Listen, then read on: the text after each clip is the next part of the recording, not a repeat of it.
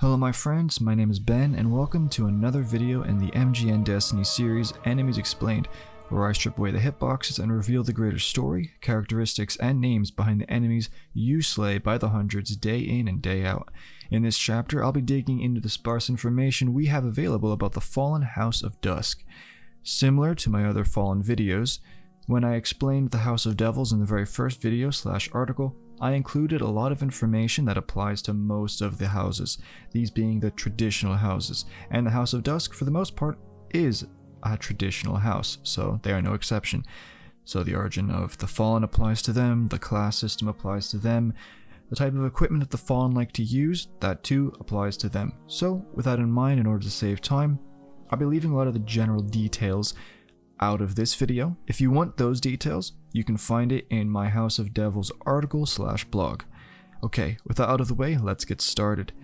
When looking at the origins and the identity of the House of Dusk, what is important to note is that the House of Dusk is very much connected to the majority of the other houses. And if you have looked at my other videos or blogs, you'll kind of understand why. For the most part anyway, in those other videos or blogs, looking at the other houses, at the end, one of the places that the survivors of those houses always go to is the House of Dusk. Leadership-wise, the House of Dusk is connected to the House of Kings. If you've read or watched what I've had to say about the House of Kings, or any of the other houses, you'll already understand much about the House of Dusk. For the most part, they are a traditional house with its members being split into various ranks, so you have dregs, vandals, captains, etc.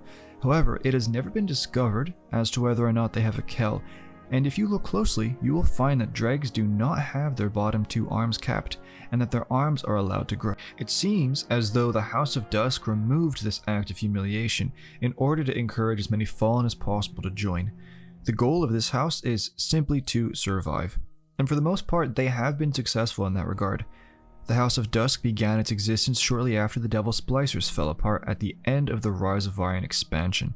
The last of the remaining traditional houses, the House of Kings, abandoned Earth and they would make Mars their home. The last remaining kell, named Krosk, understood that the fallen species was on the road to extinction, and he knew that in order to survive, they had to abandon their old rivalries and unite as one people. He would capture the awoken prince Uldren Sov, and after partnering together, Uldren would be sent to the survivors of those older houses in order to give them a simple message.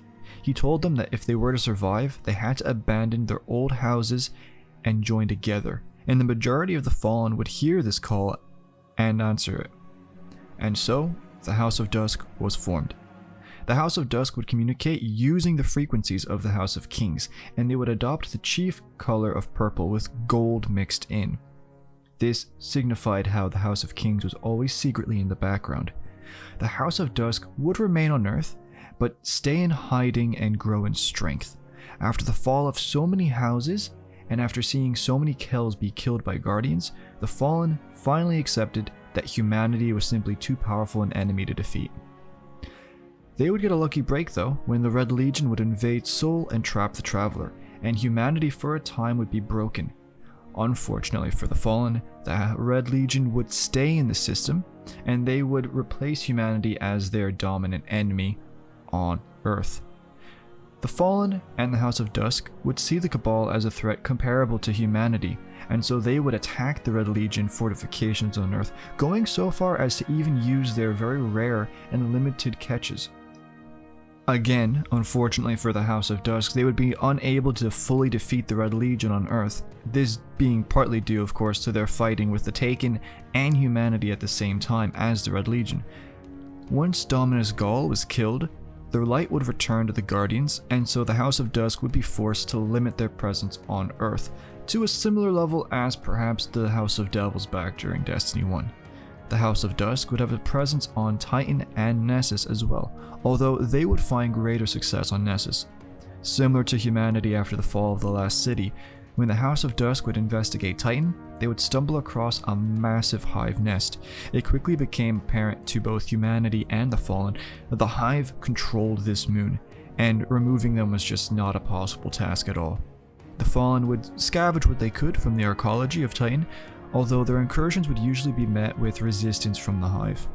Titan happened to be the location where Mithrax was posted.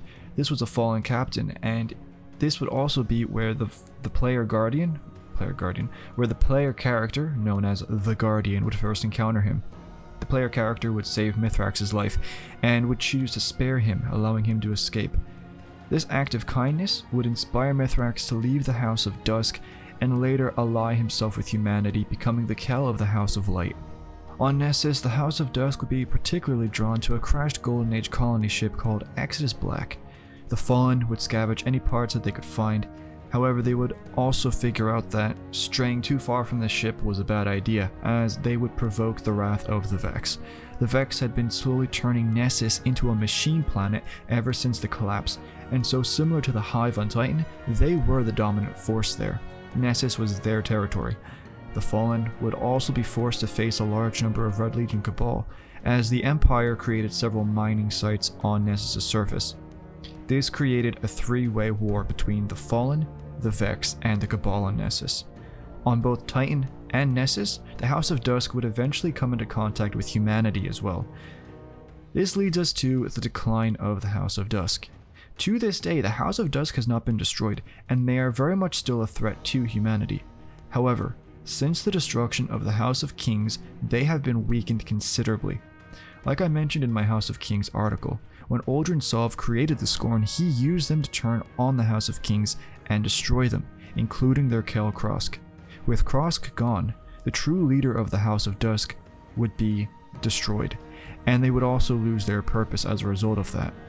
This combined with the return of humanity in their second Golden Age, and the consistent fighting with the other enemy races, such as the Taken, the Hive, the Cabal, you name it, this would all see the House of Dusk slowly fade away and fall apart. And this would of course result in Fallen deserting from the house, as we saw with the older houses before it. There are currently, as far as I'm aware, 5 known places where these deserters went. The first place was to the Spider on the Tangled Shore. The second was to the Kell Scourge group, which was led by Civix. This group wouldn't last that long, and Civix actually happened to be the Spider's younger brother. The third was to the House of Devils, reborn on Earth. They were kind of met during the 0 hour mission, however they did wear the House of Dusk colors. I just put this on Bungie not having House of Devil colored Fallen in the game, but that is what it is. Also, in some places on Earth, you can find House of Devils flags still flying in defiance, which actually goes against what I mentioned, I think maybe it was in my House of Devils video, about how by the end of that house's lifespan, they actually burned most of the banners. So the fact that you can find House of Devils banners flying does show that they were reborn to a certain extent. And of course, for a certain period of time, this reborn House of Devils would be a destination for the survivors, or I guess deserters, of the House of Dusk. However, I am under the opinion that this reborn House of Devils would actually evolve into the House of Salvation on Europa. This is because Aramis was a member of the House of Devils before becoming the Kell of the House of Salvation. So it is my opinion that this reborn House of Devils doesn't really exist anymore, and that they simply evolved into the House of Salvation. This leads us into the House of Salvation. House of Salvation is on Europa, under Aramis, at least it was, and of course, a load of Fallen, including Varix, ended up going to Europa, hoping that this would be a new home for them. Of course, didn't turn out that way, of course, with the House of Salvation getting mixed up with the Pyramid Ships, and this leads us to our 5th and final destination, which was the House of Light. House of Light is currently, as far as I'm aware, located on Earth. You used to be able to find Mithrax in the social area known as the Farm, which doesn't exist anymore because Bungie decided to sunset a whole social area. And yeah, Varix is currently sending any Fallen who want to leave the House of Salvation to the House of Light. And yeah, that is pretty much everywhere where these deserters are splintering off. And of course, the splintering would weaken the House of Dusk even further, to the point where the House of Salvation, at least at the moment, they are also crumbling rapidly, but at the moment, the House of Salvation is most likely the greatest Fallen threat to humanity, replacing the House of Dusk. To conclude this video, the House of Dusk represented the last chance for the Fallen to unify under a traditional house against humanity. That was the last chance. With Krosk dead, and with Varric siding with the House of Light, there will never be a house like the House of Dusk again. They had strength in numbers.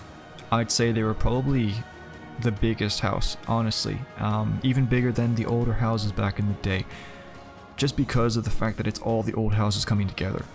However, their greatest weakness would be their unknowing dependence on the House of Kings, and this would tie the fate of the two houses together. So when the House of Kings died, it was a domino effect that would lead to the eventual decline of the House of Dusk. The House of Dusk would also make a mistake and fighting on several fronts at the same time against several different enemies.